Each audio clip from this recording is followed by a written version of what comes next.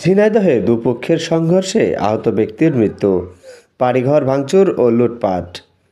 ঝিনাইদহের শৈলকুপা উপজেলায় আধিপত্য বিস্তার নিয়ে দুপক্ষের সংঘর্ষে আহত কৃষক বাচ্চা মোল্লা চিকিৎসাধীন অবস্থায় ঢাকায় মারা গেছেন। সোমবার সকালে ঢাকা মেডিকেল কলেজ হাসপাতালে চিকিৎসাধীন অবস্থায় তার মৃত্যু হয়।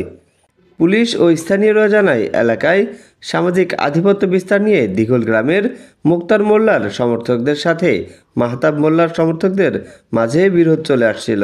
এরই জেরে গত শুক্রবার ৬ ডিসেম্বর উভয় পক্ষের সমর্থকদের মধ্যে সংঘর্ষ হয়। এতে মুক্তার মোল্লার সমর্থক বাচ্চা মোল্লা গুরুতর আহত হয়। তাকে উদ্ধার করে প্রথমে ঝিনাইদহ সদর হাসপাতালে ও পরে ঢাকা মেডিকেল কলেজে রেফার করা হয়।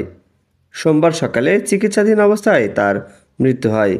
এদিকে তার মৃত্যুর সংবাদ এলাকায় পৌঁছালে প্রতিপক্ষের বেশ কয়েকটি বাড়িঘর ভাঙচুর ও লুটপাট করা হয়।